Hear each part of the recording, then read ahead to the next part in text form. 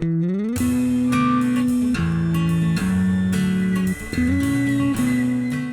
and aspen forests seemingly without end.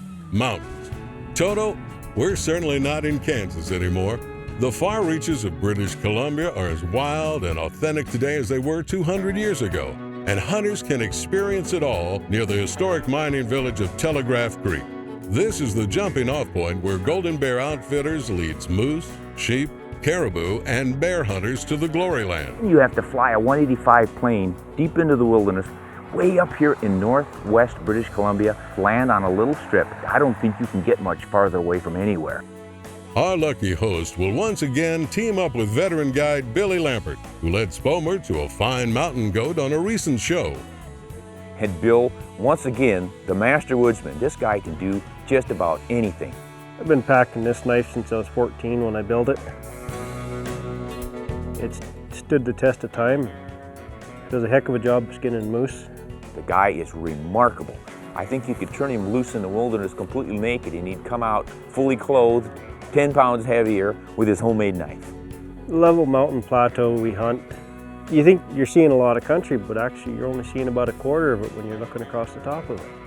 Because there's so many of these little deep valleys, you use your different lookouts and just keep moving around, and pretty quickly you'll come up with a bull. Because this area is famous for producing Boone and Crockett animals. And Bill said they usually take 2 or 3 a year. There's another old guy in camp who got a monstrous Boone and Crockett bull, the kind we were hoping to see. Oh, that's your moose, Rich? Oh my God, look at how huge he is. Holy mackerel, what a moose. Man, that is the moose of a lifetime, you old crazy bugger. Congratulations. Thank you. Jeez, what an animal. With inspiration like this, Spomer is doubly eager to get in the saddle and begin searching for his own mega moose. The poplar leaves are turning gold, and the bull should be on the move, looking for romance. Did you hear that grunt I thought I heard? No. I wasn't really sure, but man, it just sounded like, oh. Usually if there's something there and something grunts, every horse's head's looking that way. Yeah, well, that's a good tip. I spot him right off. Good. Sort of like having a pointing dog along with you, huh? Yep. Moose horse. They're real close, they go to bucking. Do they?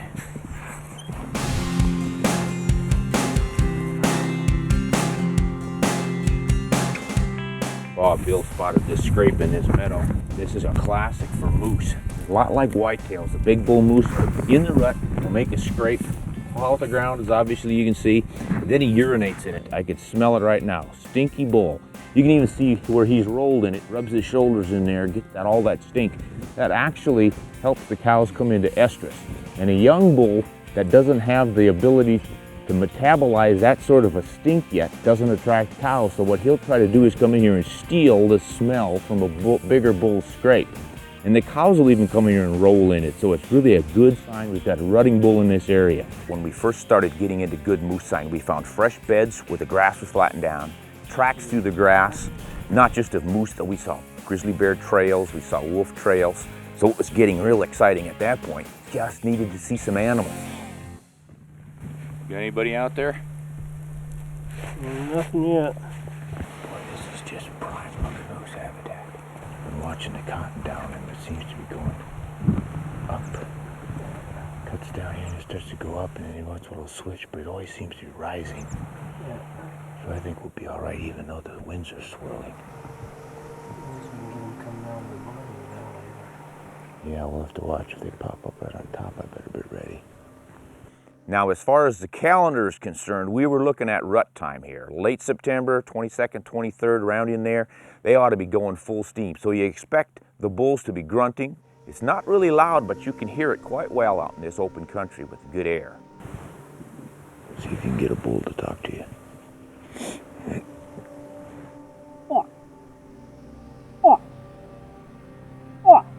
But I tell you what, right now I'd settle for seeing a small one. I haven't seen anything yet. And the cows do moaning, and Bill does a great cow moan. Long, drawn-out moan. And that will usually get a bull to sound off if there are any in the area.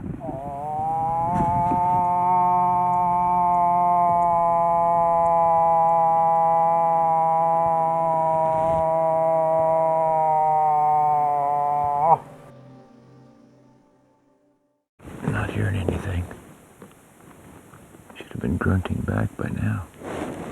Still, we couldn't find an actual animal. We didn't even see a cow.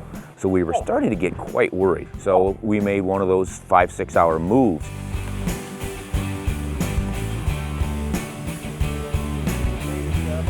I don't know where we're going. There's really no landmarks, but unerringly, Bill finds it and he takes us to a place he calls California Camp. We run a fairly light camp, use a little less horses, so we try not to have too many people in each camp. Usually just a guide and a hunter. It really helps if you pitch in and do a little cooking and just helping out around camp. And it also really enhances your hunting experience. You're actually involved in the entire hunt. You're not just sitting there on your butt waiting for somebody to do something for you.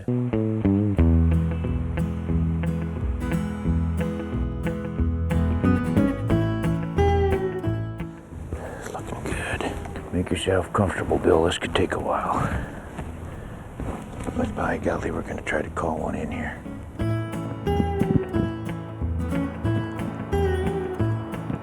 Oh! Oh! Oh! Man, if they pop up in here, it's gonna be... Oh. All right, this is gonna be a quickie. Should be exciting. Oh! Oh! Oh! Grizzly coming in would not be good. I'm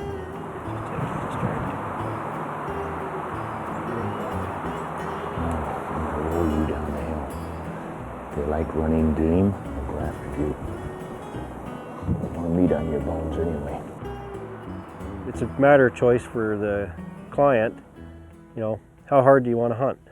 Are you willing to settle for a smaller bull, or do you want to go for the big boy? If you want to go for the big boy, you better be prepared to ride.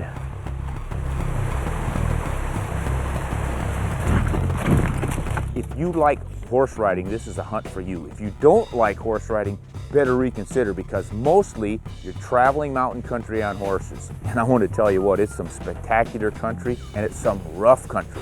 You have got to be comfortable aboard a horse. It's not the easiest hunting in the world.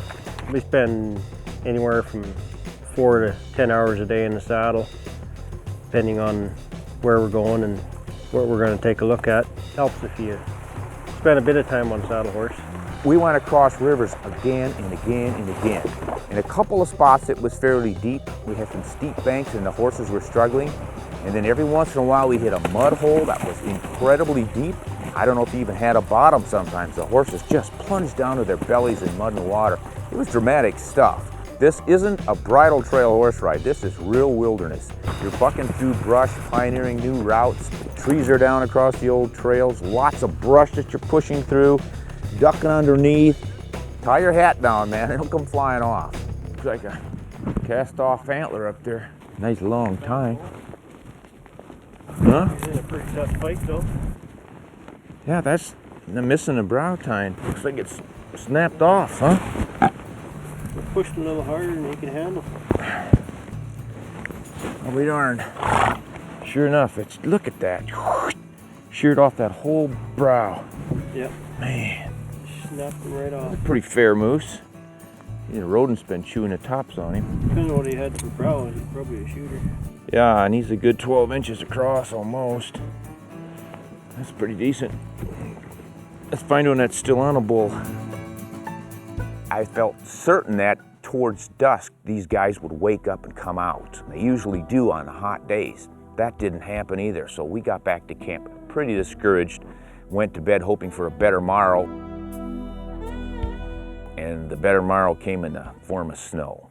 Snow is just the thing to energize a moose and lure him into the open. Golly, you've got to have waterproof clothing. Gore-Tex wind pants or rain pants, I pull those on. Those things really work well. Extremely lightweight. They kept me dry the whole time. And then I can take them off when it's warm. Put them back on real quickly over my boots when it gets wet and damp, riding through brush or whatever. Bill, this looks like a good day to find a moose. You think so? Close moose.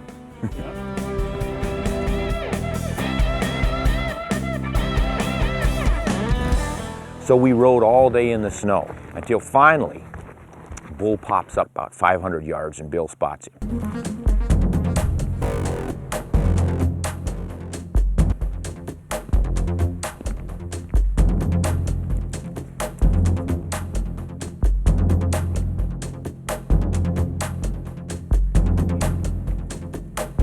Now this was definitely a young bull. This one was small in body and classic small in antlers, probably a 2-year-old. And it stood off at about 400 yards. Just stands there looking. Young bull, we'll pass him up. It's good to see him though. Looks like a Christmas card in that snow.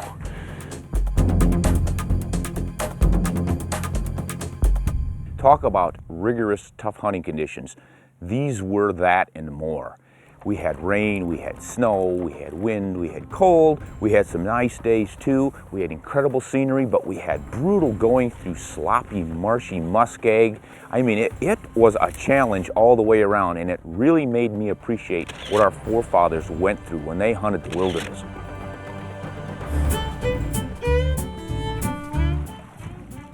Ready? Here comes the steamy water. Think back to the days before mechanization. My God, this wasn't too bad of a way to do clothes. Oh yeah, that looks good enough. We take it for granted these days, but think how hard that has to have been. You said, heck, I could stay home and do laundry a lot easier. Woke up this morning and the skies were moving in from the west looking pretty heavy and gray, and sure enough it started snowing. It snowed pretty well for about, I'd say 2 inches, 3 inches hit the ground. And we've been riding and it's been flurrying, and now it's starting to break up. We're getting the tattered clouds and a few pockets of sunshine here, so we'll probably blow off, but we're hoping this wakes up the moose.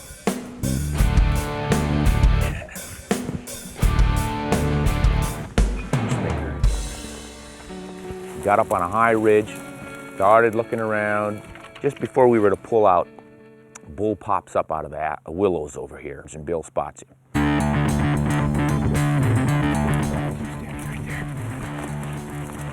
Given the sign we'd seen and the moose we hadn't heard, I decided a big bull with small antlers was probably as good as we were going to get. Want to cut that distance in half? Yeah, let's move up on a bit. Right. See where we can get next up. And we take off across this muskeg swamp and we're splashing through water. Oh my gosh, it's a lake.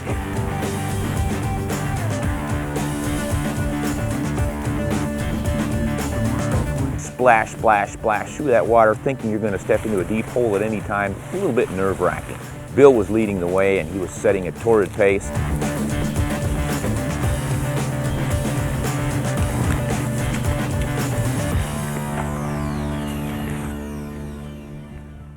And of course, the bull was moving all this while, and we didn't know exactly where he was going to pop up. Yeah, he's there. You see his antlers sticking up, walking right there. He's right underneath the biggest clump of trees. He's coming back. He's going to come out against the skyline on the right. Let me know if he turns.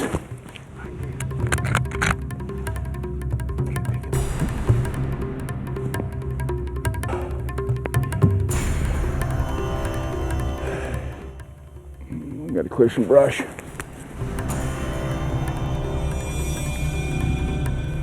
He's clear, go ahead and take a shot.